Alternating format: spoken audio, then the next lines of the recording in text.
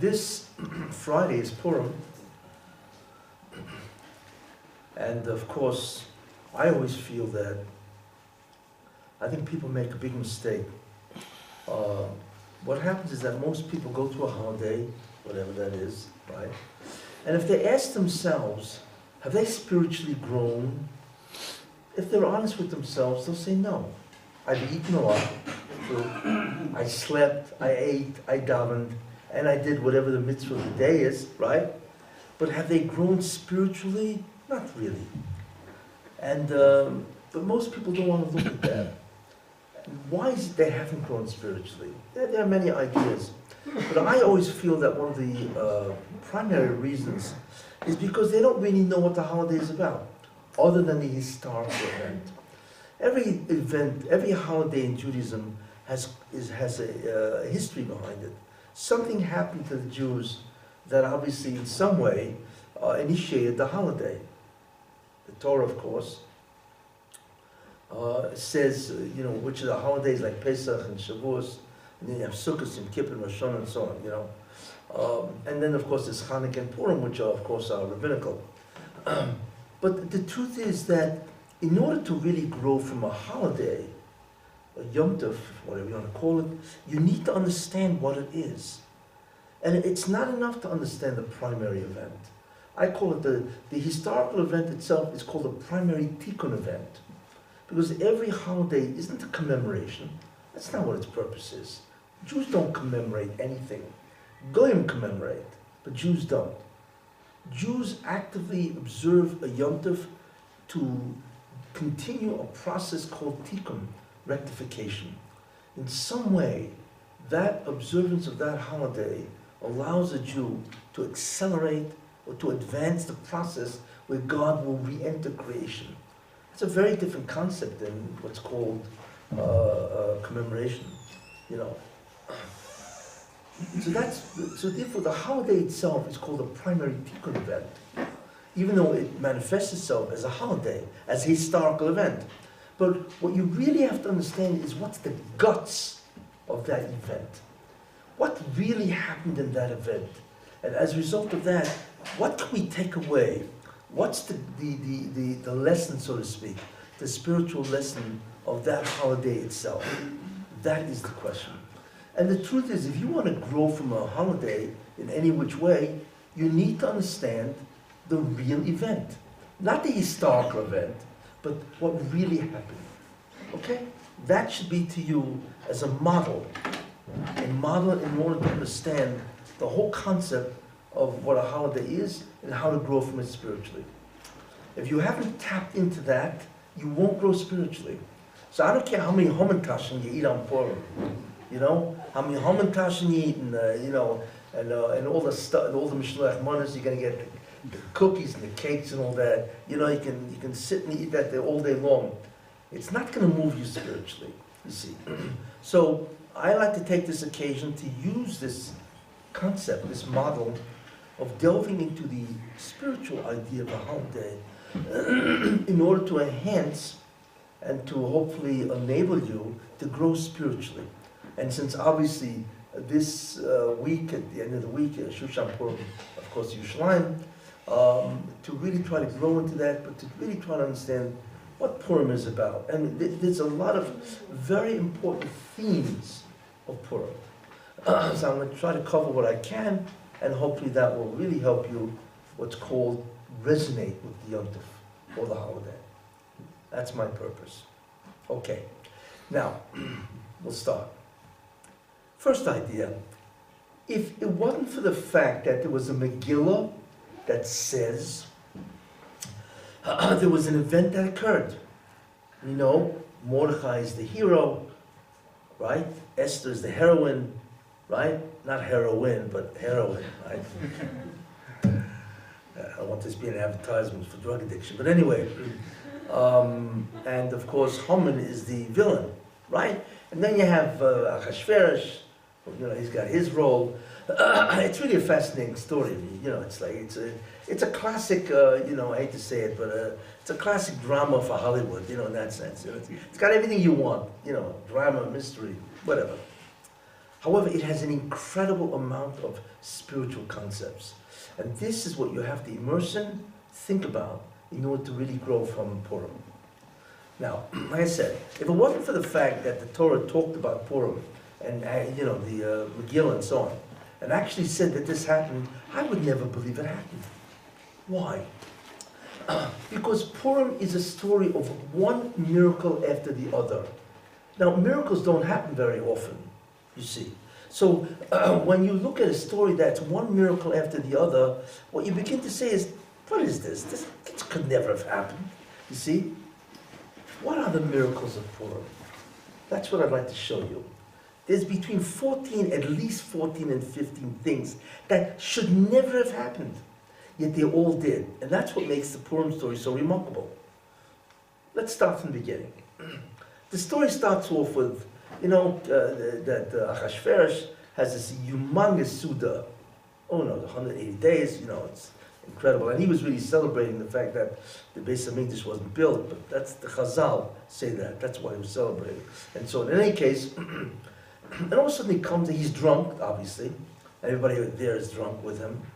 And all of a sudden he has this incredible idea. He wants Vashti, the queen, to appear in front of the people there without any clothing, basically. Okay. Now, that's beyond belief. Why is that? I don't care how drunk the guy is. You don't do that. How in the world can you ask his wife, who was the queen, right, to appear in that manner? Not only is it an incredible disgrace to the royalty. Forget about the king. There's the office of the king. Forget about Achashverosh. There's what's called the office of the king, the office of the presidency. You can disgrace yourself. But how do you disgrace the kingship? But it's not only that. Because Vashti was the only claim that Achashverosh had to the throne. Achashverosh was really a soldier who rose in the ranks, okay, and he married the daughter or the granddaughter, whatever, of Belshazzar, okay, who was the king. So the only legitimacy that he had to that crown, okay, was through Vashti. So by asking Vashti to do this, first of all, you destroy the authority of the queen. I mean, what can you think about Vashti after if she does this, which of course she didn't? He is destroying the authority of the queen. How do you do that? So it's not just Vashti, it's the whole office of the king. It's unheard of. It's completely barbaric, you see? That's number one. Second thing, which is the first miracle. And no, I never heard of something like that. Nobody does that, for all these reasons. Second idea is his whole claim to fame, his whole legitimacy to the crown, is the fact that Vashti is the daughter or the granddaughter of Belshazzar. You kill her, you're nobody. You see, that any layman can go and kill you and take over because, as I say, with what are you greater than anybody else? So why would he do that? You see, so that's a second incredible thing. That doesn't make sense. Okay, so what do? They wind up killing Vashti. And then, what is the king going to do? Well, he's got to get married. So, how does it work with kings? Kings usually marry women, right, that are the queen or the princess of some other kingdom. So like that, they cement their kingdoms, It's because sort of like, it's like a political maneuver in order to cement trade. The Prince of England marries the Princess of France, this kind of stuff, So this guy decides to marry a commoner, which itself is unheard of. Especially in the earlier times, that's exactly how kingdoms ran. You would marry royalty will marry royalty in order to keep it, let's say, within the family, right? So that's a third incredible idea, that the guy wants to marry a commoner. Then there's the fourth idea, a beauty contest, I mean, he obviously took tips from Trump, because Trump, I think, owns Miss America or something like that, This doesn't happen. You don't offer a beauty contest, for Persian. It's an interesting idea. I mean, it's quite creative, but it's not done. Let's put it this way, you see? A beauty contest? That's the fourth miracle. You see? Because obviously, if you weren't going to marry a commoner, and it wasn't to a beauty contest, how could Esther ever become queen? Obviously. Okay, now, who wins this? You can imagine that every girl in Persia vied for the honor, right? Or who doesn't want to be king of the empire? The Persian Empire under Ahasuerus had 127 countries or provinces, which is beyond belief. That's the entire known world, basically. You see? So everybody, they must have had thousands of girls lining up to be the queen. You see? And who wins? Esther. What are the odds that Esther would win? The truth is there are no odds. Why? Because the Chazal say that she was like 70 years old. You know? Why would a man marry somebody who's just an older woman? Yeah. You know, the question was she collecting Social Security or not? That's debatable. You see? But she certainly was eligible. How can he marry a woman like that? And not only that, Chazal say that her complexion was green. You know? Why would somebody do that? Right? How did she win? You know, even a bookie in Las Vegas wouldn't take a bet that she would win the contest. It just doesn't make any sense, right? Think about it.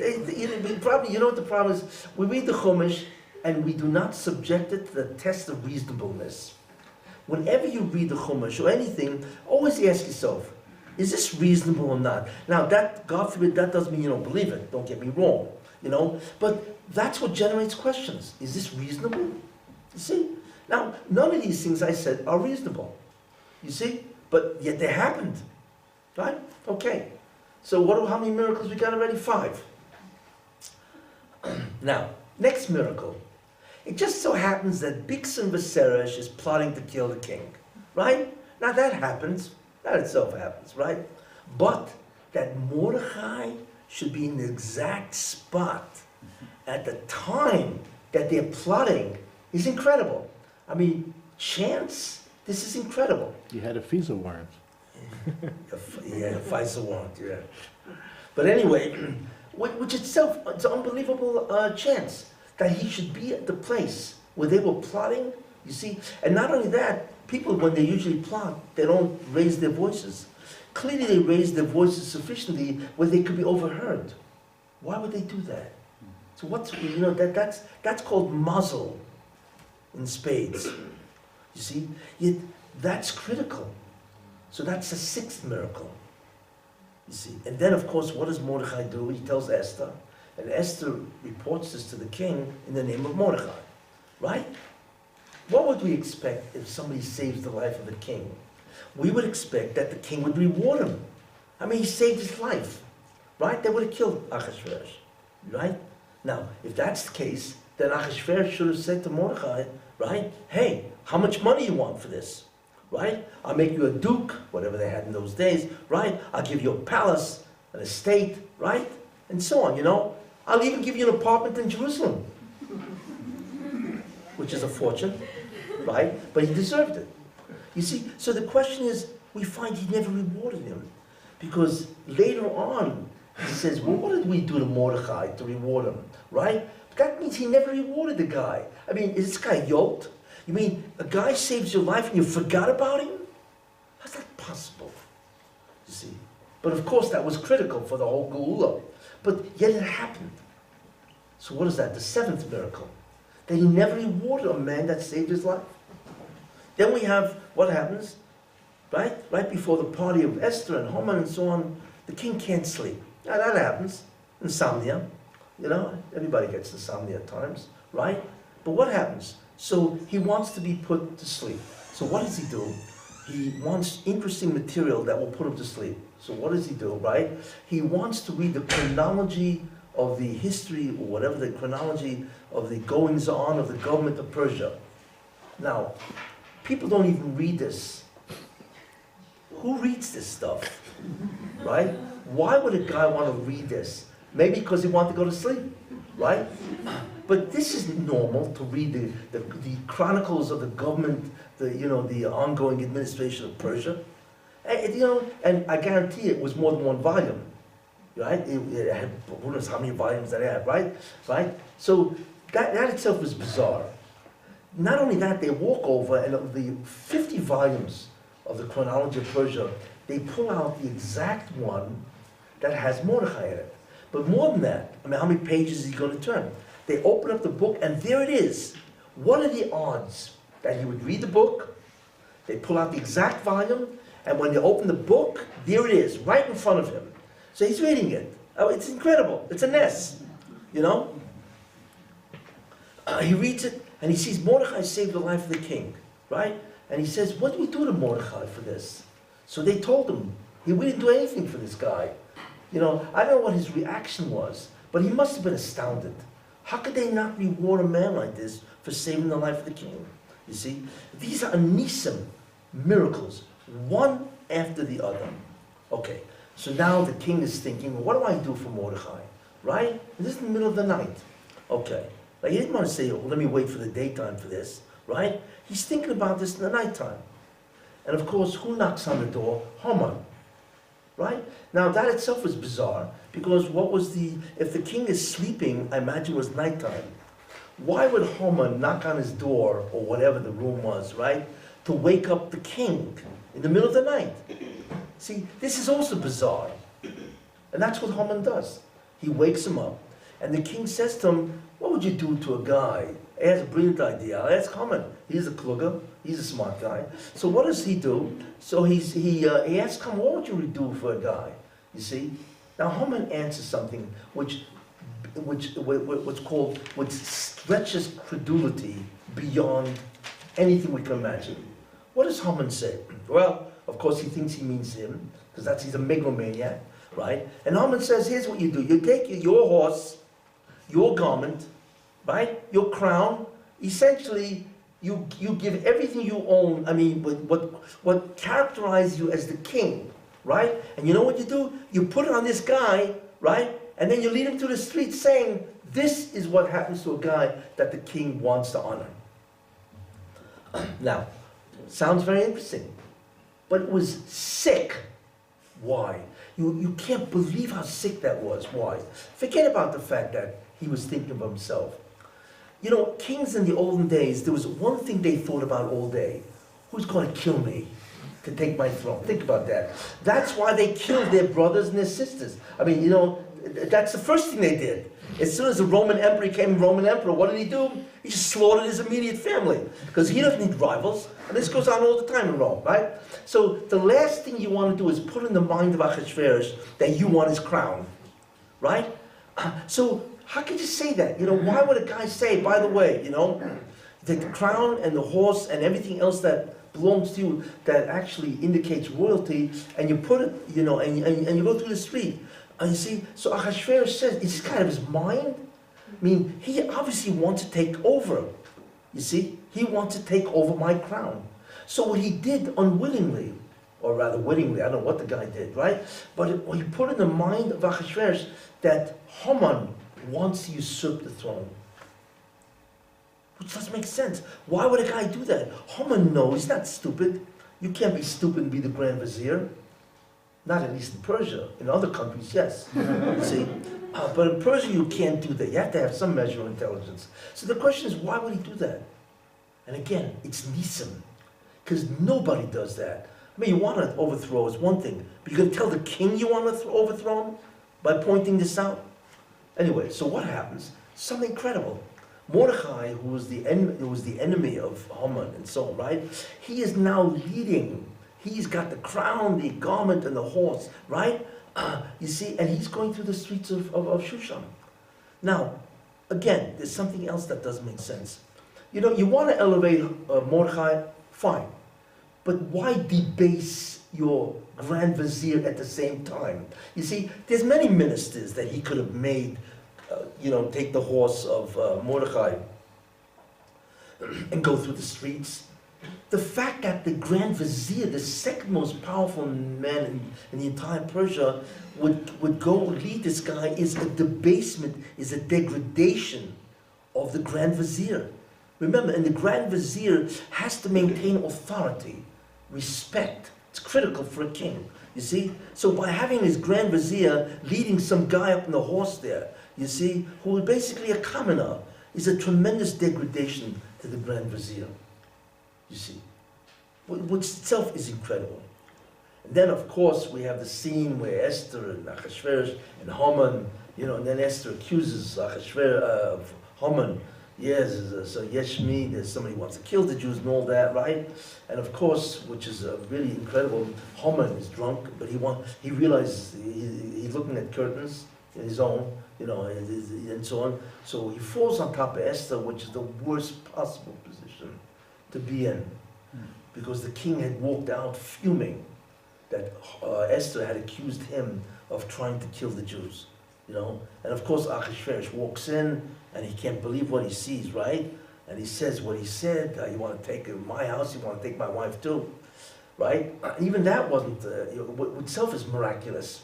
I mean, think about it, it's the worst possible thing to do at that time, right? And then all of a sudden, Chavona, blessed be Chavona, says, yeah, and not only that, but he wants to hang Mordechai, right? And hang him, I mean, look at this series of events, it's beyond belief. That's why the Megillah really, if you think about it, really could never have happened. It just has too many events that really boggle the mind. Yet it happened. Why? Because God controls human events, not man. That's what we learn. The Rebbe Shem can create miracle after miracle that doesn't stop, because that's what he does. You see, when it comes to the salvation of the Jews, this always happens. Always happens. Very important concept. So therefore, the Megillah itself is a very mysterious idea.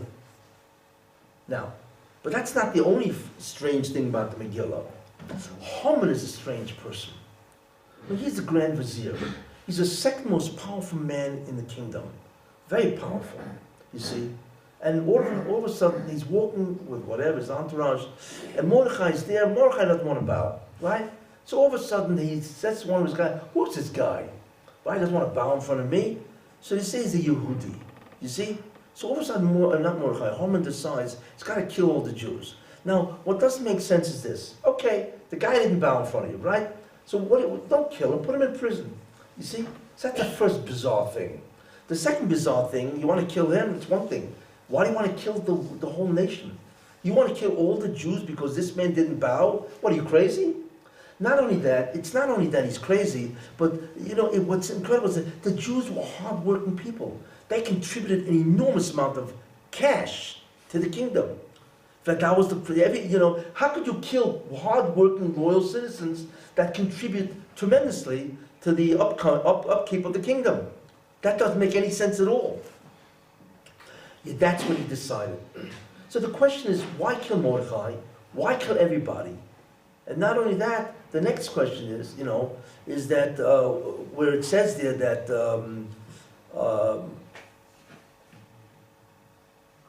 when they told him he was a Yehudi, that's what really got him thinking he got to kill everybody. Why? What's this concept of Haman? Is he an anti-Semite? Is that the underlying reason?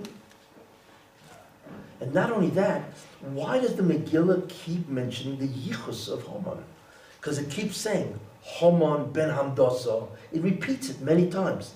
It should say Haman, in the beginning it should say its genealogy, whatever it was, and that's it. Why does it keep saying Haman, Tzera, Yehudim, ben Hamdasa, or Agogi, and so on? Why this constant repetition of his lineage? And then what's really strange is what Haman says to Achashverosh, right? He's got to convince Achashverosh that there's a reason why he should kill all the Jews. So of course the first thing he offers is the money. Why? Because he was about to take out all that income, right, for the king's treasury. But then he says, let me tell you why you have to kill them. First of all, their religion is not like ours. They're separate from us. Their religion isn't like ours. What do you need them for? You see. Now, why is that a bizarre statement? Because Achashverosh had 127 provinces. And guess what? Each one had their own religion, right? Their own culture, right? So Achashverosh probably said to him, are you crazy? I got 127 different countries.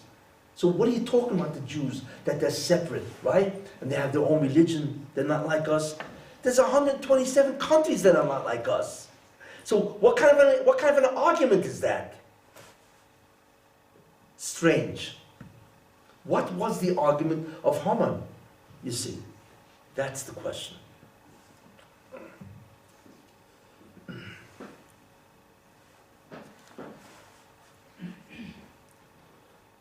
If you think that's strange, this is really strange.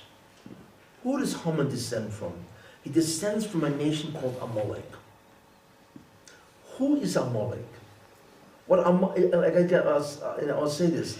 If not for the fact that the Torah said that Amalek attacked the Jews after they left Egypt, right? And before Mount Torah, they attacked the Jews and so on, I would never believe that this story happened. Why? Because it's not reasonable that it happened. It doesn't make any sense. Why? Let's think about this. People think that Amalek, which is an ancient kingdom, the Amalekites, people think that Amalek was what? Was atheistic. So they hated the Jews. Why? Because the Jews came out with monotheism, belief in God, out of Egypt, right? They came out of Egypt, and Amalek is atheistic, so they want to kill the Jews because the Jews believed in God. That's false. There was no such thing as atheism in those days. Every country was Avodah Zarah. Polytheism. Bilam, Balak, they all had Avodah Zarah. There was no such thing as atheism. Atheism is a modern sickness because of Darwin. Because once Darwin said that there's an alternative to understand certain fundamental ideas, right? Which is evolution. What do we need God for? You see, so you couldn't be an atheist. You couldn't be an atheist. Why? Because how do you explain the fact, one, what's the origin of life? And two, the diversification of species. How? You see? So you could be an atheist. Along comes Darwin and gives his theory of evolution, and all of a sudden you can become an atheist. But in the old days, there was no such thing as atheism. Everybody believed in God. But polytheism. So the question is, why did Amalek want to kill the Jews? Hey, you believe in your gods, they believe in their God. What's your problem? That's the first thing. Second thing.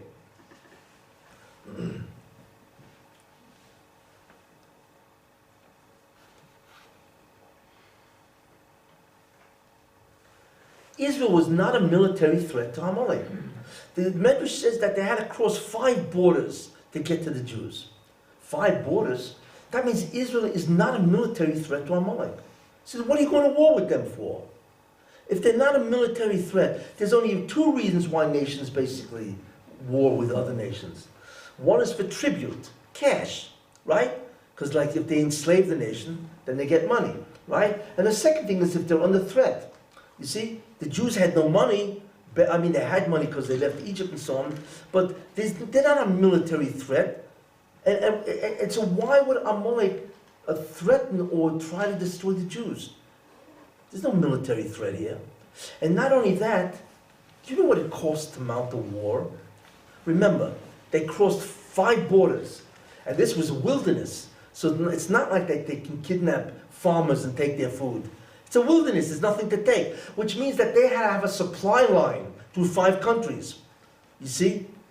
What is that supposed to mean? How could you have the war in Afghanistan cost $1 billion, if it cost the US $1 billion a day. Talk about expensive wars, right? $1 billion a day, right? Because it's very expensive. You have to have thousands and thousands of troops. You got to feed them. You got to clothe them and house them. For what? You see, it doesn't make sense. There's no rationale of why Amalek would do that. You see, and not only that, you see, it's a suicide trip. Because the Jews just destroyed Egypt, which is the greatest country in the world. So you're going to start up with these guys? Why? It's a suicide trip. It's basically what it is. You don't start up with a country that just wiped out the greatest country in the world, Egypt. And not only that, we know the Jews had 2.5 million people when they came out of Egypt, right? Because they had 600,000 males above the age of 20. So if you count everybody below 20, and the women, and the children and all that, and so on, you're looking at 2.5 million people. Because each family had at least 4 people. And we know they had 6 kids in one shot in Egypt. There were millions of Jews coming out of Egypt. That means in order for Amalek to try to destroy the Jews, they had to have an army of what, 100,000 guys? Do you know what it cost, that type of an army in those days? It doesn't make any sense. You see, countries don't do this. And then, of course, the last question is, why does God hate them so much? You think they're the only anti-Semites around? You see? Yet God clearly hates them. I mean, if you can talk about God hating, they're the guys. Because it's a mitzvah we just with Pasha Zohar. There's a mitzvah, mochoi timcho, ezecha molek. You can't even own their property because somebody may say, hey, that cow used to belong to an Amaleki. So the halach is you cannot own anything from Amalek. And there's a mitzvah say to kill them. Why? You see? Because they try to destroy the Jews. A lot of people try to kill the Jews. Wherein lies this tremendous animosity toward Amalek? Okay, a lot of questions. You see? And they're very powerful questions because in many ways they belie the logic. They don't make any sense. You see? We know they happened, obviously, because the Torah says they happened, you know? But how do we understand this? In other words, there's something going on here that we're missing. Somebody hasn't told us the whole story. You think about that, you know? Once you begin really thinking about it. But the truth is, there are profound understandings of what's going on. And that's the message that you have to understand about what Purim is about. In order to understand all of this, you need to understand something very fundamental about human nature. You see, all people, any human, when they're born, are incredibly insecure. Because an infant knows how vulnerable it is. It all has to realize. At the beginning, it's born with what's called delusions of omnipotence, where it can think and then it's satisfied. And all of a sudden, the infant realizes, hey, I can't do a thing for myself. I'm completely dependent on my mother, right? For everything, right? Food, bathroom, you name it. I gotta have this adult. So therefore, what the human mind begins to understand is I am completely helpless. That creates certain intuitive feelings about itself, that it is incredibly insecure and inferior, you see? And therefore, man always strives for some sense where he can assert being. It's a very fundamental idea in psychology. Almost everything we do is nothing more than an expression that I am somebody. You don't realize how pervasive that is. Almost everything we do, and this is not the lecture for it, okay, is where we have to assert being. I'm somebody. I've always got to prove that I'm not a nobody. You see? Anyway, therefore, man is thinking always of three things, unconsciously. Either a human being, man, which means women too, I'm leaving people out, okay? A person only has three ideas that he's always thinking of unconsciously. A man either thinks he's God, he wants to be God, or he wants to overthrow God. It's one of those three, you see? Because in that way, he can somehow gain a certain sense of self, which he lacks, which is critical for him to do. Where do we see this? Well, Adam Rishon was the first man, right? What was the first concern that he had? Hey, I want to be God. So that's what the Nachash said to Adam. You could be God. Remember that? We told that to Chava, and then Chava carried on that argument to Adam. In other words, hey, you want to be tempted, you got to eat from the tree. Why? Okay, that's what the Nachash said. Rashi says this, the Medrash. Where the Nachash said, the snake said to Adam, to Chava, and then Adam, and so on, you know, you see that tree that God said you can't eat from? Guess what? God ate from that tree, and that's how he became God. Which, of course, is a lie. It was Lashon Hara and Rechilas and Motzei Shema in one shot, without getting into all that, right? And why was that tempting? Because they want to be God. Adam and Chava want to be God. Otherwise, why eat? You see? So that was the first. That's the flaw that the Nachash realized that man has. They want to be God. Why? Obviously, to remove the sense of vulnerability. Because if I am God, guess what? I'm everything.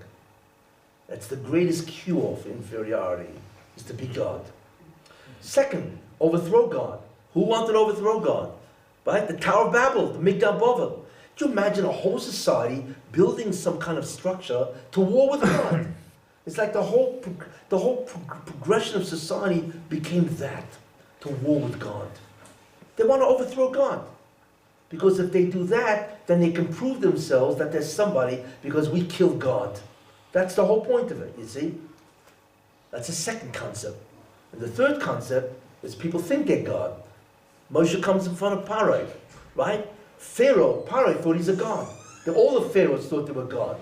You see, so man has this illness. You see, either he wants to be God, he thinks he is God, right? Or he wants to overthrow God. It's one of the three. Although it is so deeply unconscious, without getting into it, you don't realize that there are many acts that we do that in some way express this. You see, whatever. In any case, so the question is, how did man solve the problem? How? What's the problem? Because man is in a dilemma. What's the dilemma? People, they know there's a God. If you are religious in any way, I don't care if you're polytheistic, you believe in many gods, but in the end, mankind in those days certainly they all believe in God. But here's the problem. If I believe in God on one side, right, and I know I'm not God, right, then my problem is that I want to have my cake and eat it too. You see, I want to be able to do what I want to do. I don't want a boss. The most difficult thing for a person is to have a boss. Nobody wants an authority over themselves, because that's all part of the desire, right? I got to prove I'm somebody, and if I have an authority over me, then I'm nobody. That's why man hates authority, always, and so on. In any case, so therefore the problem is, I believe in God, right? But I want to do what I want to do. How do the two come together? You see, man has that problem. How do they solve it? Now here's the remarkable idea. Mankind solved the problem in 10 different ways. And the solution to the problem is called religion. You have to understand what's going on here. It's brilliant. Man solved the dilemma through religion, because he tailor-made the religion to enable him to do whatever he wants, at the same time believing in God. Let's see how it works. I'm going to give you 10 different religions, and this is the way he did it. And then you'll understand what Judaism is, and who Haman really is. Okay, first solution, atheism. No, they don't believe in God. You see? So that's a simple solution. I don't believe in him, so I can do whatever I want. Of course, that position is ridiculous, because it's impossible to be an atheist. Because the greatest proof of the existence of a supreme being is called the complexity of the universe. The universe and the human body, there's 100 million species. How in the world did that happen? And the species that we look at are beyond belief in terms of their ability to survive. Chance? Chance can never explain 100 million species. That's the greatest proof for the existence of a supreme being.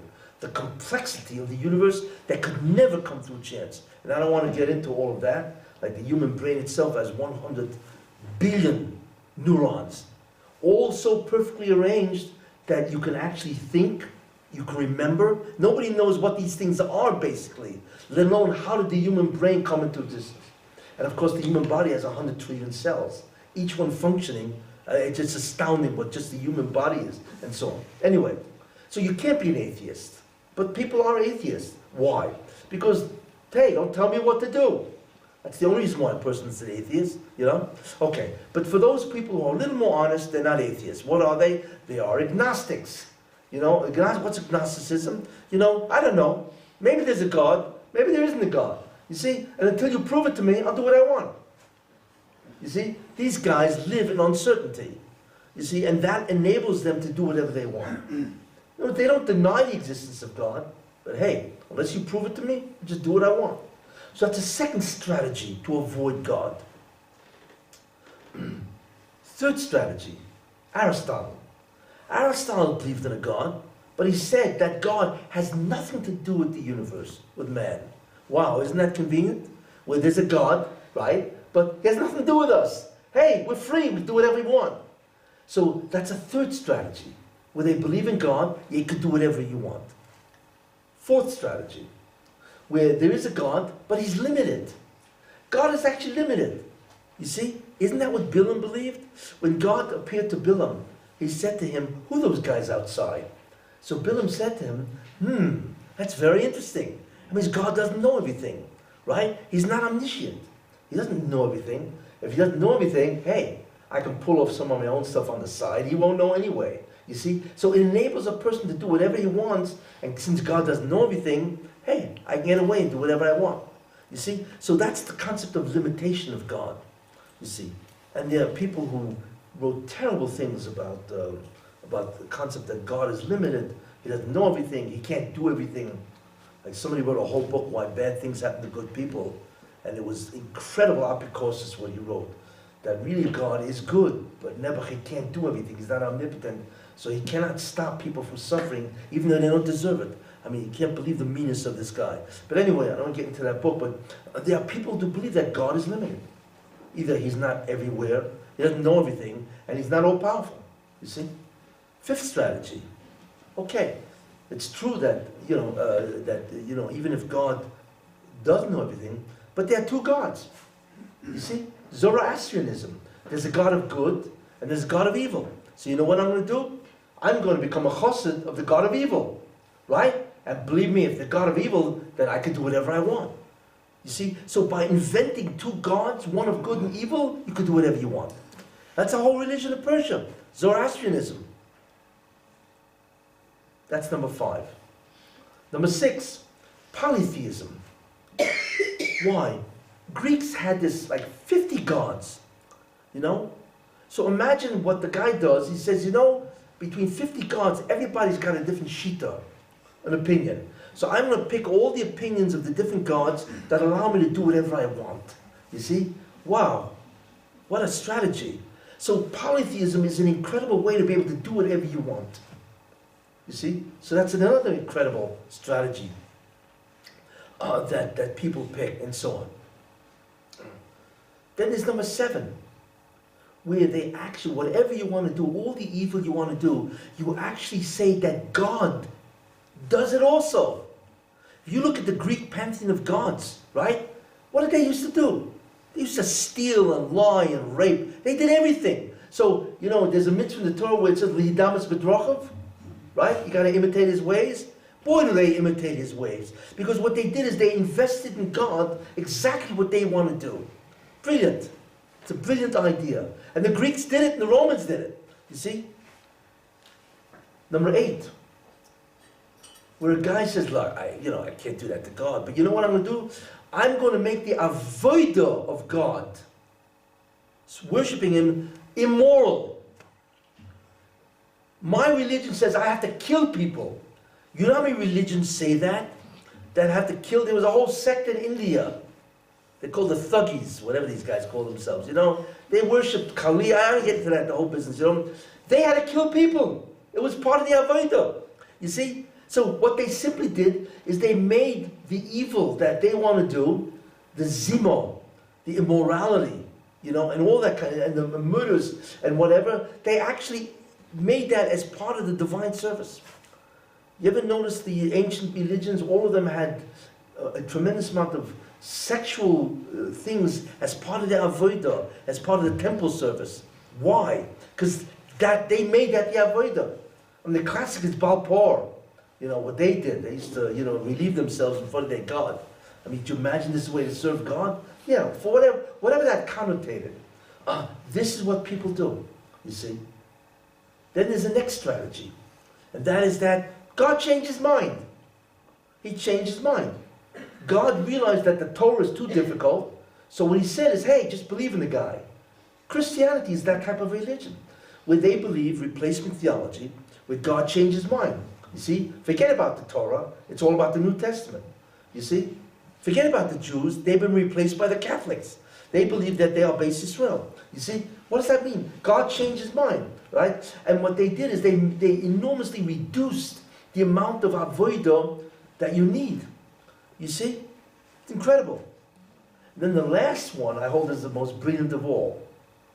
Strategy. You notice how each one of these things is nothing more than another belief system. How to have your cake and eat it too. The last one is where you don't need God to forgive you. Man will forgive you. You see? You can actually go to a priest. and you confess, and he will forgive you. You see, he has the power of kapara. Now guess what? All men can be bribed. So what you do is you write out a check to his favorite charity, which of course is him. Right? And you write out a check, and he forgives you, And not only that, he says, not only that, not when I forgive you for what you did, but if you double the check, I'll forgive you for what you will do. See, that's a real, that's called a sale. We have a sale going on now, right? 2 for the price of 1. Not only I forgive you what you did, but guess what? Retroactive, you can go out and steal another horse, right? And you're automatically forgiven, lemafreya. And they did that. The Catholic Church was filled with indulgences. In fact, that's why Luther, that's one of the things he hung up on the church, that what kind of business is this? Why? Because once man can forgive, everybody can be bribed. And that was a brilliant way of doing whatever you want and just pay by check. It's too bad. Imagine if they would have taken credit cards in those days. It'd be absolutely incredible. In any case, what we see is something very interesting. Religions basically must conform to a certain strategy. They need to neutralize God, or else man has no exit. See, man needs an exit. Why? Because I have to be able to do what I want. I don't want a boss over me. Don't tell me what to do. This is fundamental to the nature of man. And every religion has found a way to do that.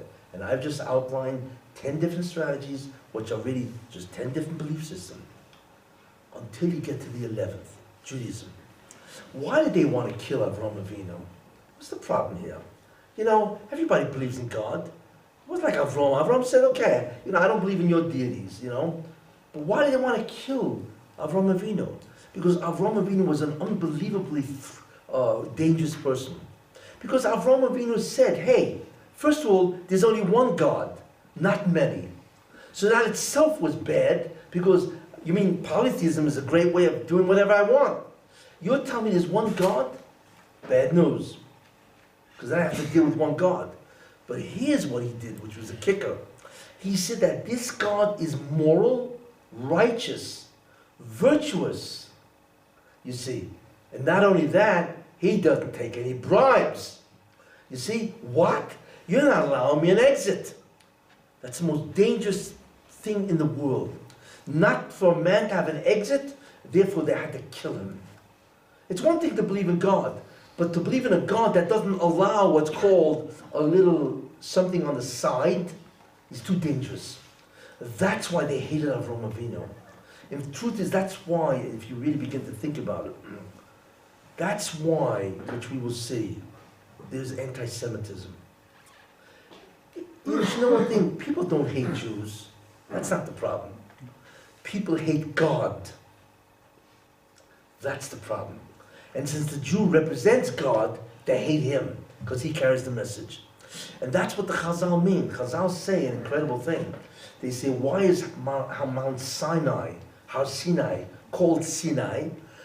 So the Chazal say, because from there, sinah, hatred, entered the world. So the question is, what? Why would hatred enter the world with such an incredible gift of God communicating, laws to man? And the answer is because Sinai provided no exit. And they never forgave God, and they never forgave the Jews, as we will see. This is a very important concept. Man needs an exit. Every religion provides an exit. What doesn't provide an exit is Judaism. Judaism, there's one God, right? He's omniscient, right? He's all-knowing. He's omnipresent, all-present, right? Omnipotent, all-powerful. Not only that, he is righteous, moral, ethical, just, virtuous. But not only that, guess what? He's checking you out. You are accountable to him.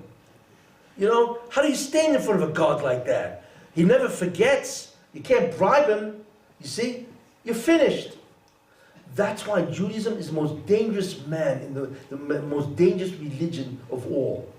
And the Goyim have never forgiven the Jews because they hate the Jews, because we carry the message of God. It's a very important concept. You see, now that we understand this, we now understand the Amalek. Why did Amalek hate the Jews? What is this? Like, I brought all these questions down. And the answer is the same reason why they threw Avram Avinu in the kitchen. You can't do this to mankind. You can't give them a belief without an exit, as they say, or without what's called a loophole. You see? But the interesting thing about Amalek, even though it was a suicide trip, it cost them a fortune. You see, is because Amalek decided to be Moise Nefesh. They knew they were going to get killed. They knew that. They're not stupid, you see. And it cost them a fortune.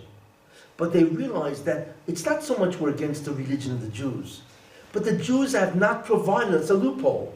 Their religion doesn't give us an exit. We're finished. So they said, it's better we die and they die, right, than they promote that type of a belief system. You see, and that's why God hates them. Why? It's one thing you're an atheist. Okay, God can live with your atheism. Why? Because eventually, there was this, I forgot his name, there was a professor in England. He was a skeptic, which means he didn't believe in God, and he preached it. He was a college professor, and he gave, he was famous, he was Yadua. He was famous for a guy that not only didn't believe in God, but he used to teach atheism, And then I read an article, where a guy was 83 years old, and I think he was sick. So he changed his mind. There's a God. Imagine a guy's an atheist, right? His whole life. Who knows how many people he convinced that there's no God. He changed his mind. Why? Because he said, because the universe is just too complex to have developed by chance. He woke up. So God says, listen, you're an atheist? I can live with that. Because someday you're going to wake up and realize it just can't be this way. But to believe in God and make a mockery of God is a different story. Make a chozik. In other words, you believe in me, yet you make a chozik by having a loophole where you do what you want, right? That's a mockery. You see, that God cannot tolerate. You see, to believe in God, yet do what you want, and to come up with different lame reasons and so on, that is a complete mockery of God. Because it's not, you can't even wake up with that. Because at least if you're an atheist, you can wake up and say, I'm wrong. But if you have a religion which makes a chizik of God, his whole Torah, his whole system of morality is the worst thing of all. And that's why God says, you need to kill these guys. You notice what it says? Which is interesting, how the Torah actually tells it. Because when God says to kill Amalek, he says, because the hand of Amalek, our case call, is on the throne of God. It doesn't say that Amalek was against God, belief in God, but he was against the sovereignty of God, the rule of God. You see? And that's what Amalek is. He denied the absolute sovereignty, and sovereignty means his ability to rule over you, because they made a mockery of the whole religion. You see? That's mamish what the pasuk says. Ki yod al case call. It doesn't say ki yod keneged call. But he's against the throne of God, and the throne, of course, is the symbol of sovereignty. You see? And not only that, the word Amalek, Aleph, Ayin, Mem, Lamed, Kuf, is Rosh Tevis, Oil Malchus Lo Kiblu. The kingdom of God they never accepted. You see? It doesn't say that they never accepted God. They never accepted his kingdom, which is the mitzvahs. Because they have a loophole. They can do whatever they want because they have neutralized God. You see? That's the problem with Amalek. You see? Now that we understand, so what Amalek ultimately did is that, no, it's not that we follow the dictates of God. God follows the dictates of man. That's basically, we fashion God in our image. Not that we're in his image, he's in our image. He will do what we tell him to do. And that's all the strategies, see?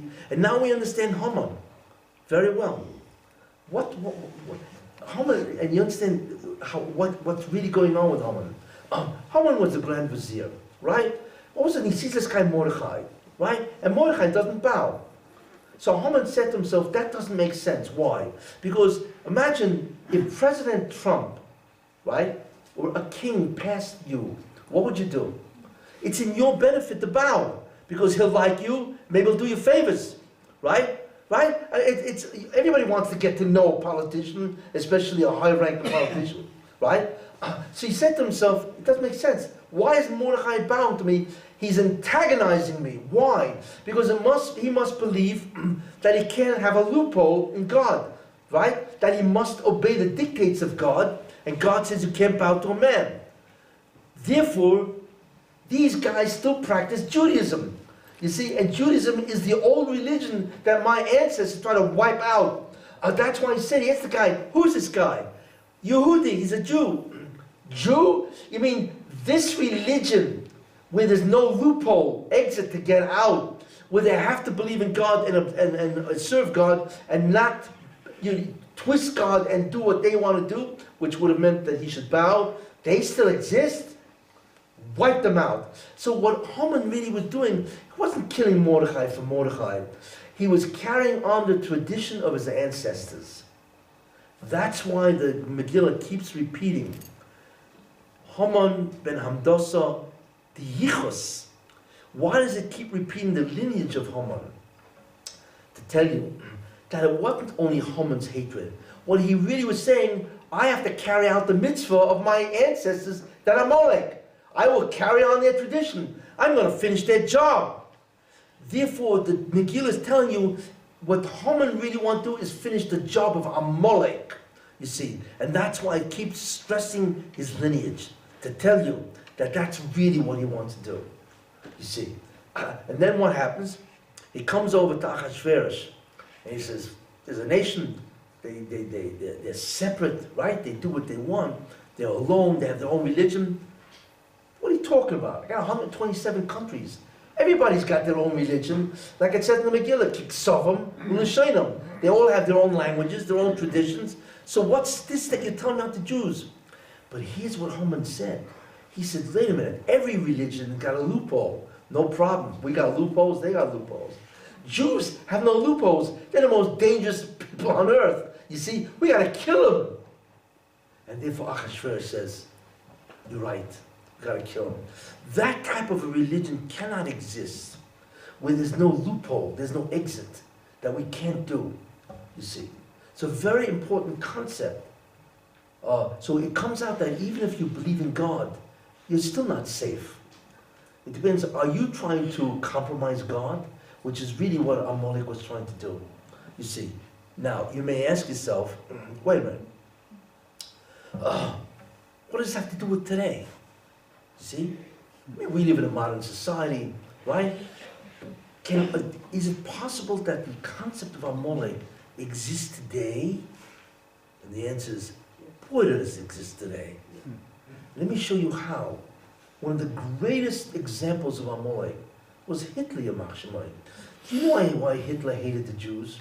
I mean, whatever his personal reasons. But you know what he writes in Mein Kampf in 1923? He says why he hated the Jews. Listen to this. Hitler says you need to get rid of every Jew. Why? Because they have given us a conscience. They have made us wimps. What does that sound like? We can't move. We can't do what we want. We've got to, they made us feel guilty about everything we do because when we want to have our own benefit, we're always feeling guilty. I see, because there's no loophole in Judaism. He actually says that. What does that sound like? Amalek. In fact, Hitler was a Gilgal of Amalek. I don't know if you know the code. The 10 ministers of Hitler were the 10 sons, and even Goebbels was a Gilgal of the daughter of Haman, who threw herself over the balcony because she threw the garbage on who she thought was Mordechai, was really her father, right? So she's a girl, right? But the 11th minister was Goebbels, and he was a cross-dresser. Interesting. Yeah. There's a whole code to this, where you see that, you know. But the truth is, Hitler and his ministers are the reincarnation of Haman and his 12 sons, and his daughter, and so on, you know. And that was Hitler's Shita. His Shita is Haman, is Amalek. That the Jew says, the Jews have made us wimps. They've given us a conscience. There's no out. You see, if I had an out, believe me, I wouldn't feel guilty. Why do I feel guilty? I have an out. I have a loophole. In fact, the loophole is where God does the same thing I want to do. These are loopholes. You see, I don't feel guilty because of this. You see? But he actually writes they must be destroyed. And what's incredible, right, is that not only is that the view of Amalek, you see, but what was the major characteristic of Amalek, which God said must be destroyed? The main characteristic of Amalek is he was willing to give up his life for that shita. Did Hitler give up his life? There's a book called The Rise and Fall of the Third Reich. Be a thick book. I actually read this when I was in yeshiva. It's about 1,000 pages by William Shirer. Anyway, he writes very interesting. He says that at the end of the war in 45 or 44, he says that the generals came over to Hitler and they said, we are losing the war. And they were. They were losing the war. So Hitler said to the generals, why are we losing the war? I mean, the Wehrmacht, the Luftwaffe, these are the most powerful. The German army was the most powerful army in the world. If not for the fact that God wanted Germany to lose, right? America would be speaking German, and all the Jews would be dead. Yeah, that incredible air force, that incredible army. I mean, this is talking German efficiency.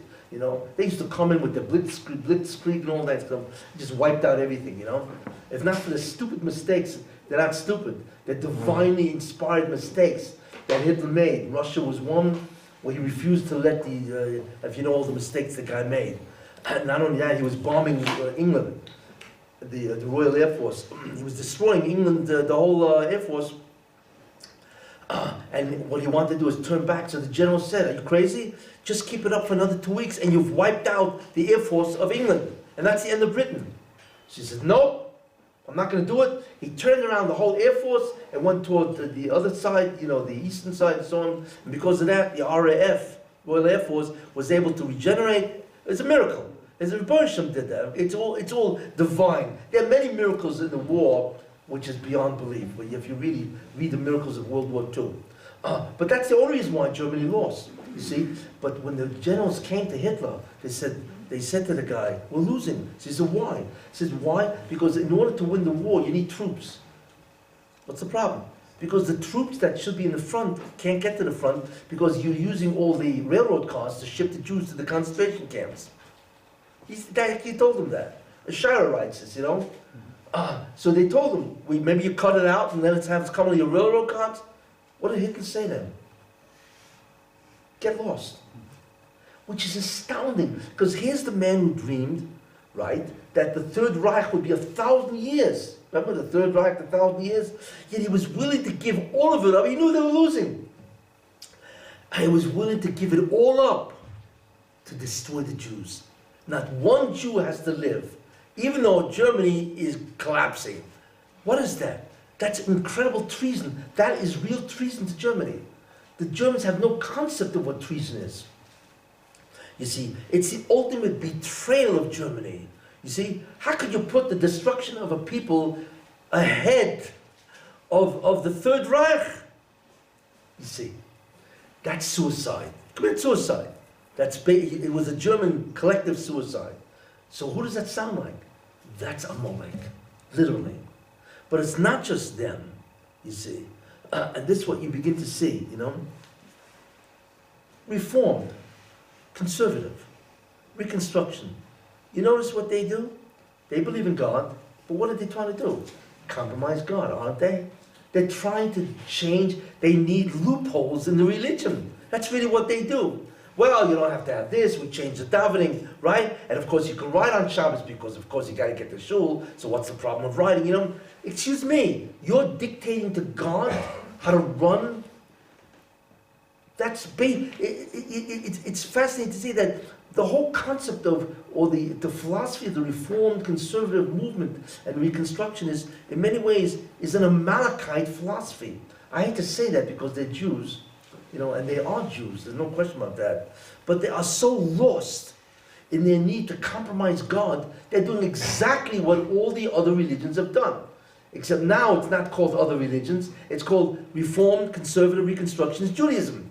But that's what they're doing. They're deciding which mitzvahs apply and which mitzvahs don't apply. You see? And that, what they're simply doing is limiting Judaism. Same concept. So we can do whatever we want. Don't tell me I can't write on Shabbos, or I can't go into a restaurant and eat treif.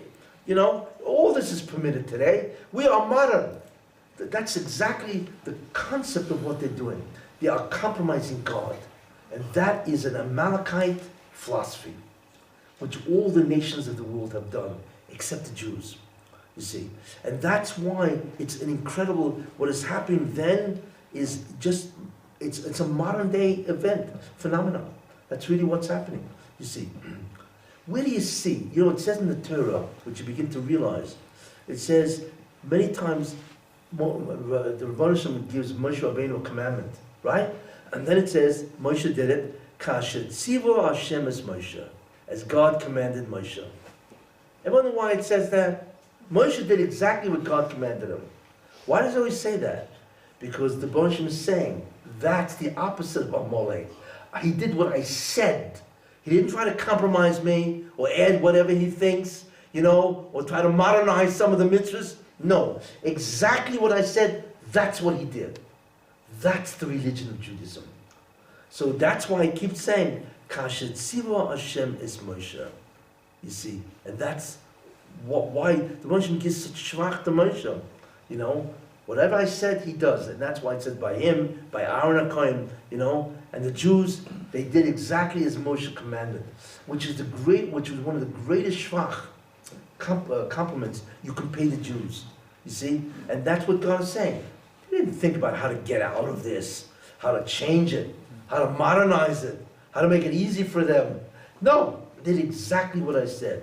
You see? And that's a tremendous shvach that God says. That's in the Torah, you see. What do we realize from all this? Something which is very important today, because it goes on today, and it goes on all the time. Remember, the reason for anti-Semitism isn't because they hate Jews per se, although there is a hatred of Jews which stems from jealousy. That is true. But the reason why they hate Jews will never forgive you for receiving the Torah and spreading that throughout the world. That's the most painful thing about the God. They won't admit that. But in the end, they're avodim. We're all avodim. That's why God says, you're my servants. No man wants to be a servant. Nobody. Because we need to feel good about ourselves. We need to assert ourselves. We need to feel that we're somebody, you see. And that's why, but we have a problem. It's called the dilemma. But we believe in God. So now how do we go and do what we do? Well, very simple. You know, we will nullify, neutralize, or maybe neuter is a better word, you know, God. So we can do whatever we want. This, in many ways, is a very important concept of Purim. Purim is about Haman, you see. It's about Amalek, you see. It is the overthrow of that kind of concept that Haman expressed as part of the entire Amalekite philosophy, you see. And that's a very important concept of Purim, the real commitment and spirituality that a Jew has to have. A Jew has to worship the Rebbe Shalom no matter what. You can't dream up ways of exiting. It's either this or nothing. I shouldn't say nothing, but this is very important. That's a very important concept of Purim.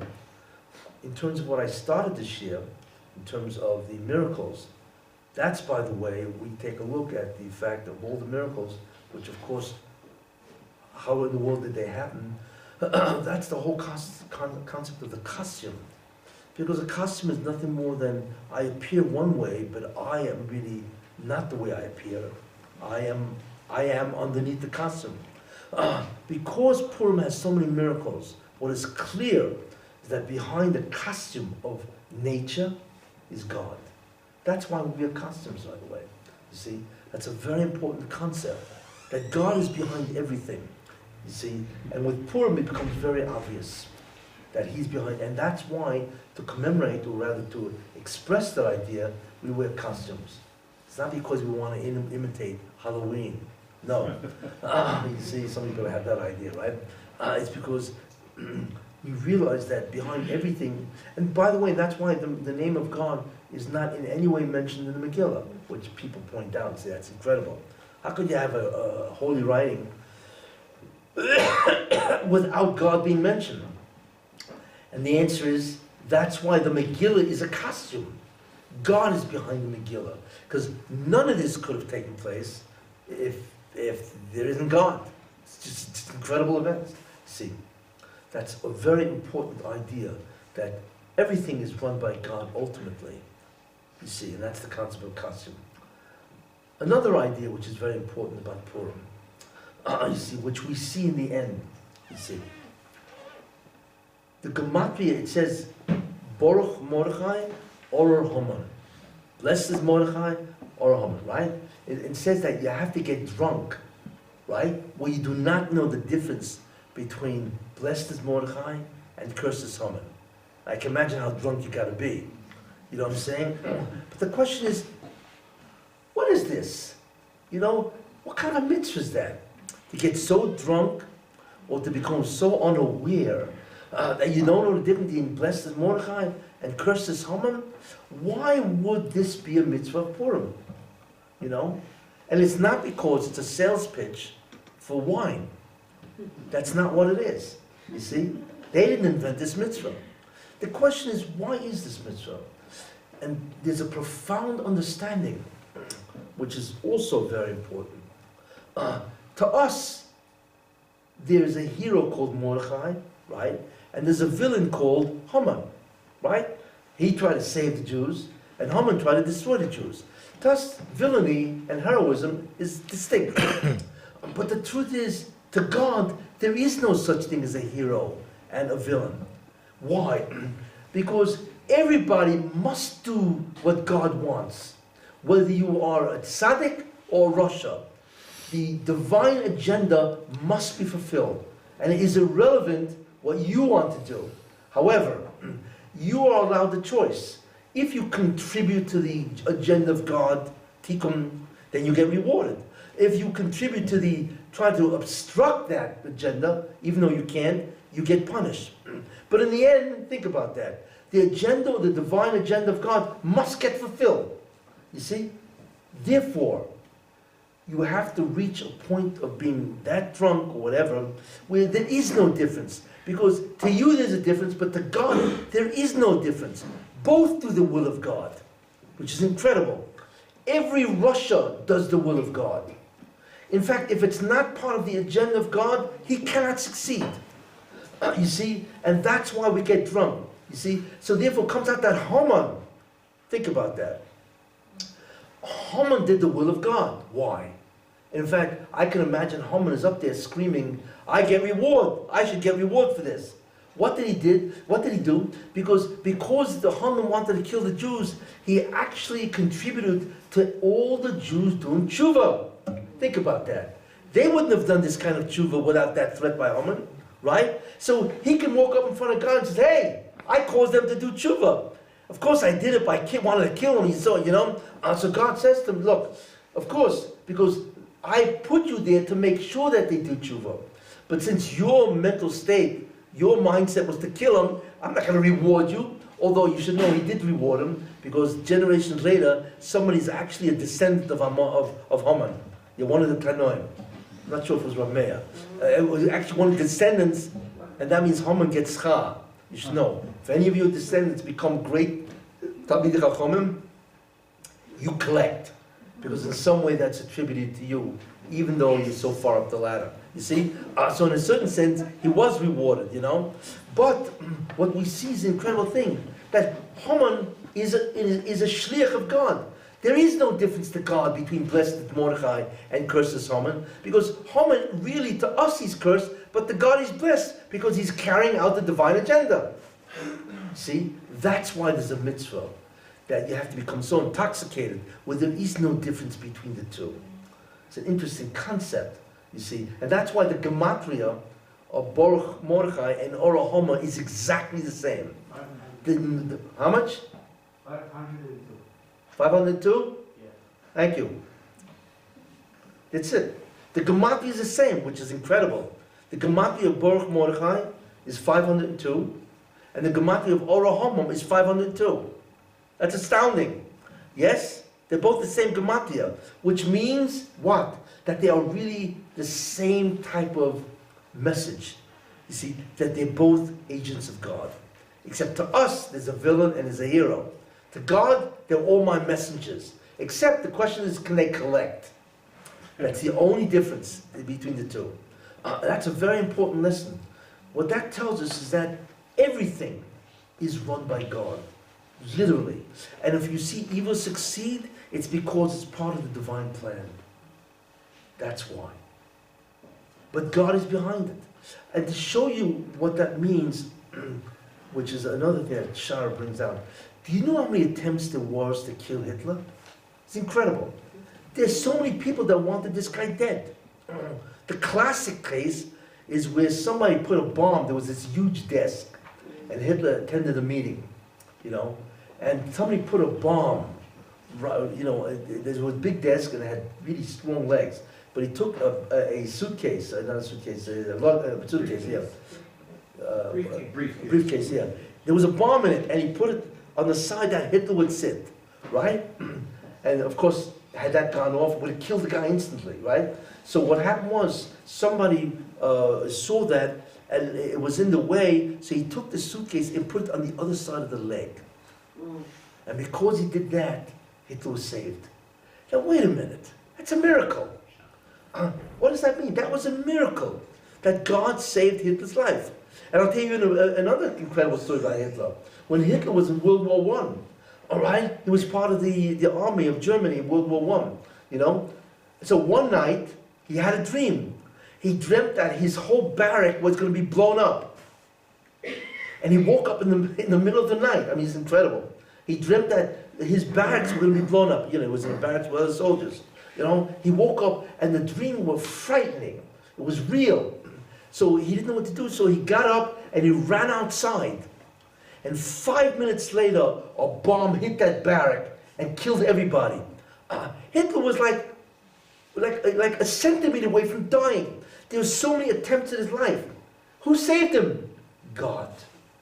Obviously. But why? Why would God save Hitler? Clearly, and again, because God uses Rishonim. Now, without getting into why the Holocaust happened, he was part of the agenda. But why save Hitler? He killed the guy, put somebody else. Because it's very hard to find a man that is so evil. You don't realize, there are people that are evil, they're bad people, but it's very hard to find a guy that excels in evil. You see? It's very hard. He's what's called a Yikar Metzius. You know what I'm saying? So that's why God said, listen, I need without getting into why the Holocaust, I need the Holocaust to happen, because obviously it's part of the divine agenda, without getting into that and so on, But I need a guy that's ruthless, that is utterly uxorious. You see? Very few people like that. People do bad, but they're not this. They don't take people and put them in the crematorium, then they use their ashes, right? Then they use the fats for soap and the skin for leather goods. I mean, come on. I mean, what is this? It's like every part of the Jew was used for some type of a product, a commercial product. You see? You don't find people like that. The bestiality and the brutality and the cruelty of Germans is beyond belief. In any case, so therefore God needed Hitler. It's very hard to find a man that had the qualities, the credentials of that type of evil. Sounds bizarre, but that's what it is. That's why God saved Hitler numerous times, which is incredible, you see. Same idea. In the end, every person must conform to the agenda of God. And everything that happens to a person is part of the divine agenda. However, it depends. If you're part of the plan and you contribute to the plan, you're rewarded. If you're not part of the plan and you try to obstruct it, it'll happen anyway. But of course you will get punished. That's the lesson in many ways of the concept of Purim, of the concept of Adil Yoda, you see. So many of the mitzvahs that we do, I haven't gone through all of them, but the mitzvah we do is some type of reflection of a tremendous message that we have to absorb and take with us and so on. So I've mentioned a couple of messages. One is don't compromise God. The greatness of Judaism is that we do exactly what God wants. Kashet Tzivo Hashem is Moshe. Another one is that miracles are just another expression of how God runs the world. And He does it all, you see. And the third idea, like I said, is that to God, everybody is equal in the sense of they all must conform to the agenda. Nobody can deviate. The only thing is, will you be rewarded or not, and so on. Those are three fundamental ideas of Purim, you see. So when we read the Megillah, that's what we think about. Who Haman was, what he represented, what Amalek represents, you see. The fact that the whole Megillah, which doesn't have the name of God, essentially is God. But the Megillah is his costume, because he's behind the Megillah. And the third idea is that the agenda of God must be fulfilled. No matter if you're wicked or evil, the real question is, will you be able to collect for what you did? You see, this is part of the ruchnius of Purim. And therefore Purim is a very great day. I mean, essentially, there's other things that happen, which is the essential idea, other essential ideas of Purim and so on. So therefore, when we read the Megillah, we hear the Megillah, we do the mitzvahs, it's very important to remember that an event just doesn't happen, you see. It's a divine event that had to happen, so the Jews should do tshuva. And by the way, had the tshuva that the Jews did in Purim was so great that the Mashiach should have come. It's a messianic opportunity. And who would have been the Mashiach? Ezra. Ezra was a Kohen, and he's Mashiach ben Yosef. In fact, that's what the Chazal say, that the Torah could have been given through Ezra.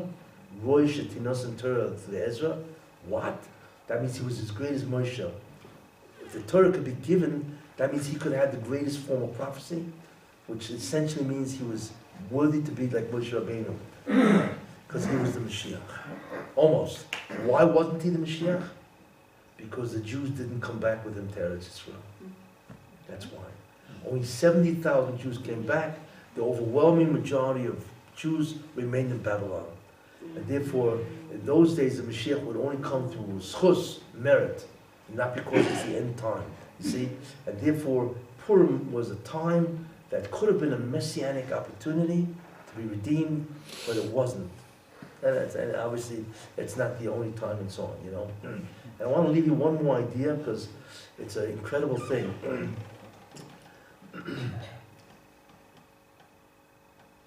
Somebody once was speaking to Rav Mechel Dov Mendel, famous, Night Rosh Yeshiva. Okay, and he was a brilliant mathematician, brilliant guy. So he once said to somebody visiting him, says, I can show you an incredible code. It's a remarkable code. Oh, it's the greatest code ever written. He says, what? He says, if you take a look at the Torah, okay, and you look at the first time you encounter the word Aleph, Bereshis, Bara, is the third letter of the Torah. Okay, and you count from that letter, Aleph, the exact amount of letters in the Megillah. 1,100. It comes out to, I think, 10,000. 12,100.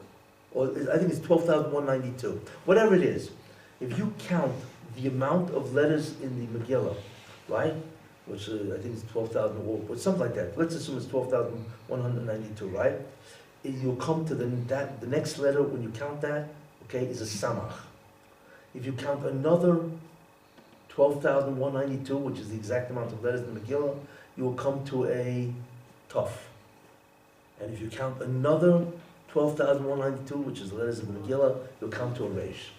Aleph, samach, tes, tuf, reish is Esther, which is astounding. Why? Because the one who wrote the Torah had to know 800 years later that there would be an Esther, right? And he would have to know that there would be a Megillah, and that this Megillah, which talks about Esther, has 12,192 letters. That's 800 years in advance. So anyway, so this guy said to the vice Mendel, says, that's incredible, right? And we remember that you still have to include those letters with the narrative. You still have to, the Torah tells us about that. So within the narrative of other topics, you still have to have that, right? What a code. So he asked Rav Weissman, he says, that's great for Esther. What about Mordechai? Where is he? So the Chazal tell us that Mordechai is Merumas, is alluded to in a pasuk, Merod Dror, you know? So anyway, so Weissman told him, I don't know. Come back next year, maybe I'll figure that out. So he told him. So the guy came back the next year, and he says, well, did you figure it out? I says, yes. So so it says more draw, I think it's Tetzav. This week's Bershkit. Yeah, that's right. So the mem, right? You start from the mem, which is Mordechai, right? And you count 12,192 letters. It spells out Reish. Another 12,192 spells out Dalet. Chof, Yud, Mordechai. What is the probability? That means whoever wrote that has to know 800 years in advance that there's going to be a story, not just of Esther, but of Mordechai. You got to know Mordechai too. And he has to know that there's going to be a Megillah written. And he has to know that how many letters are, right? That's besides all the narrative that the Torah anyway is dealing with. The probability of these two codes is almost beyond belief. That, in other words, within chance that this should have occurred is beyond belief. You see, this person, he had a certain woman over who was very good in mathematics. So he told her these two codes. So she said, come on. There's a probability for this. So he said she went. She was invited for Shabbos. She went to her room and she sat up all night calculating the probabilities. You see? And she came out in the morning and she was crying. And she said that there is no probability for this. It's not a probability, maybe it's one followed by 400 zeros. You can't do this, Esther, Mordechai, the exact amount as the Megillah. Anyway, so, and that was it. So, and she was a friar girl. So then he said, the guy writes that a couple of years later, he was at a wedding, and some woman walked over to him and said, do you remember me? And he said, no. He says, I was the girl that was at your house, and she had a shade on. And she married a guy who runs a kollel. That's the story. But it's probably the greatest code I've ever heard that has no probability. It just shows you only a God who's omniscient could write this kind of a code. In a Megillah, which is 800 years after the giving of the Torah, it is actually beyond belief. I wanted to share that with you because it's such an incredible code. There is no way to refute it. Only God could have written that code, period. Anyway, this is the concept of the Megillah, the certain ideas that I've expressed, and now you understand who Amalek is, who Haman is, what their shita was, their belief system, and why in many ways they are the greatest enemy of God. Because to believe in God and to nullify Him is the worst thing you can do. Because there's no tshuva. You will never repent for that. Because you believe in God. What's the problem? You see? And the great tragedy is that, like I pointed out, all the religions have done a job of compromising God. Thank you. Any questions?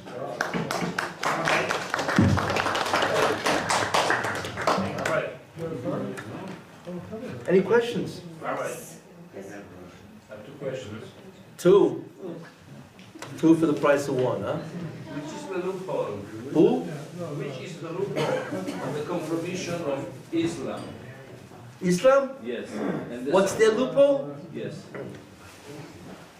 Quran says, kill the Jews. I think that's a loophole. The second, Amalek is an offspring. What was that? Amalek Yes. is an offspring Of? Yitzchak.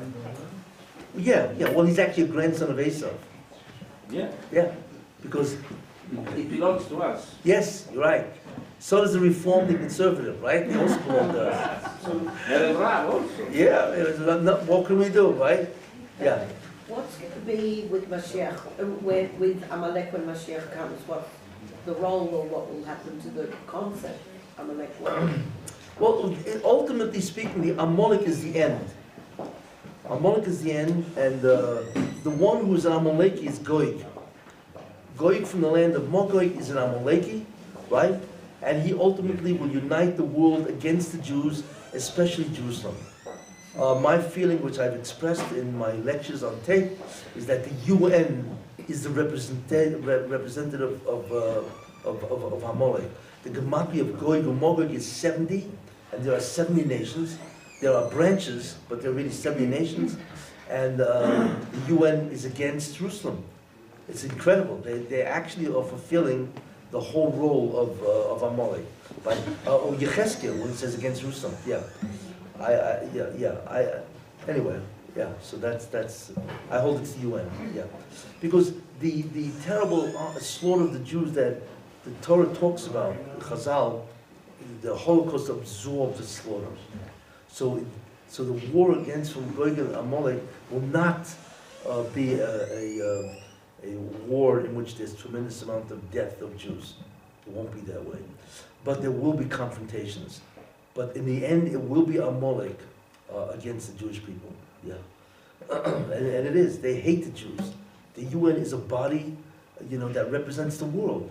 It's incredible how they hate the Jews, I mean, like it says in the 2nd chapter of Tehillim, Lama Rokshu Amim. Why are the nations excited, and all agitated? Al Hashem v'al Mashiachoi. And to Rokshu Amim, all the nations, you see, on God and on His anointed one. And that's exactly what happens, you see. And that's why it's so interesting that Trump is such a reversal of that whole concept, He's going to make the capital of Jerusalem. I heard they're accelerating the whole process. I mean, like what? Like, it's almost like he's tripping over himself to get the embassy there. This isn't normal. It takes his time. By Yom Ha'atzmaut, yeah. Which is beyond belief, yeah. And that's not, and because, like I said, Trump is a messianic figure that has to bring a tahara to Edom, Esau.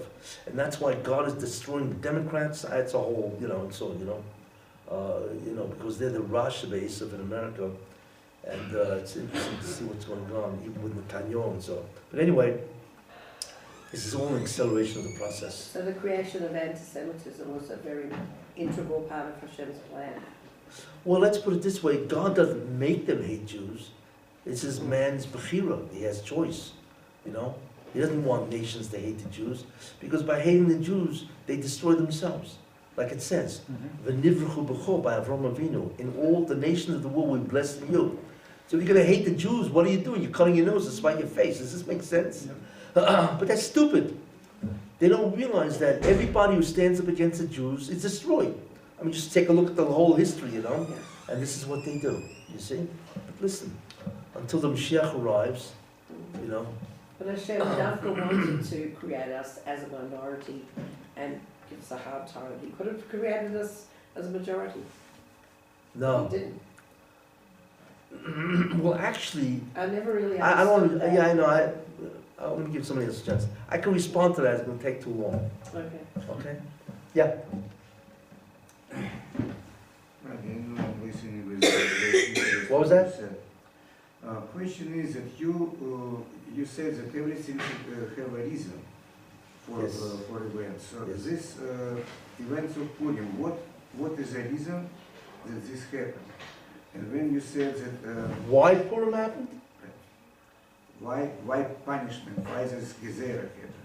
Well, the Gzera happened because they all ate at the Suda of Achashverosh. They all ate at that meal when he was celebrating the fact that the Beis Hamikdash was never built. That is blasphemy. And that's why it happened, but that's not really why it happened. That's why it happened in the immediate, but the real reason why it happened is not that. Purim was a setup, but I don't want to go into the whole setup because I'll be here another half hour. See, when you mentioned, Anyway. you mentioned that at the end that Jews didn't return. Choose what? Didn't return to Eretz Yisrael. Yeah, with Ezra, correct, yes. But this happened before Purim. This happened 11 years before when No, Ezra happened after Purim. Huh? Ezra happened after No, Purim. Ezra, yes, I said that you said the Jews didn't return to Eretz Yisrael. With Ezra, correct. Not with Ezra, before, after Koresh permission. That's what I understood. That's what you told. Koresh was a grandson of Esther, or son of Esther. And Koresh was after the event of Purim, not before. right? No. Yeah, as far as I remember, he was an event after. Yeah, He's the one who gave permission. No, the Jews were in Persia, Babylon, then Persia, but they got permission by either it was the son of Esther or the grandson of Esther that gave them permission to return. We probably talk about another people. Whatever, okay. But anyway, When Koresh died, next was Akashverosh after. That's what Koresh was that was. whatever, okay. Anybody else? Yeah. Another All right, so you said that man in general has to be somebody. Correct. But we as Jews are exempt from that because we already are somebody? No. No, everybody wants to be somebody, including Jews. All right. The incredible thing is that Judaism says that if you are a nobody, which means God is completely over you, then you will be a somebody. It's a paradox, isn't it? That's what I meant. Yeah, okay. It's a paradox. Yeah. Where you know, it's the more you annul yourself to God, the greater somebody you are. But that's the reverse, because you are completely being mevatel yourself to God. So how could you feel like a somebody if you're completely denying your independence or whatever? But that's the paradox. Then the answer to that is because God is the only somebody. See, we have a delusion of being somebody. You know, it's like they say, you know, this guy has grand delusions of adequacy. Yeah, that's got delusions he's adequate. You know. But the only way really is to believe that, so therefore by connecting to the only being that is somebody, you actually become somebody. So ultimately the test of man is to remove the delusion. You see, I mean, there's a great deal to talk about that. This whole concept of being somebody is ridiculous. Why do you have to be somebody? You already are somebody. You think tigers walk around saying, I gotta be somebody? The only reason why a tiger will attack anybody is to eat. The only thing animals are concerned with is what's called territory. You're muzzling on my territory, I can't eat, you know? But you never find an animal that has to express its sense of self. There's no such thing as an animal on an ego trip. See? Because the whole thing is a myth. You know, why do you have to be somebody? You already are somebody. See? Anybody else? Yeah. Given the divine plan and how things are going to happen, Yes. the scope for choice, for free choice, is what? Just to choose whether you're going to, what side you're going to be on? Well, the ultimate battle is between self and God. Think about that. Who is the boss? Think about that, you know? It's either man or God. That's the war, you see? And you find that by Adam Rishon, that was the war. Does he want to be God, or will he become subservient to God? Is your concern self and the fulfillment and the enhancement of self, or is your concern to submit to God, you see, and to do his will? That's the ultimate battle. And then you have all the different manifestations of that battle. But that's really the end. Judaism is nothing more than a statement that I am, you are not. You need to serve me, and if you serve me, guess what? Then you will be am. It's really what it is. You want to be an am? Serve me. If you don't serve me, you're not. It's very simply said, but that's basically what it's all about. You know? Okay? Anybody else? Thank you. Oh, one more question? One more. Yeah, go ahead. You mentioned 70s, the number 70s. Yes. August 70. Yes. And Ezra Yeah.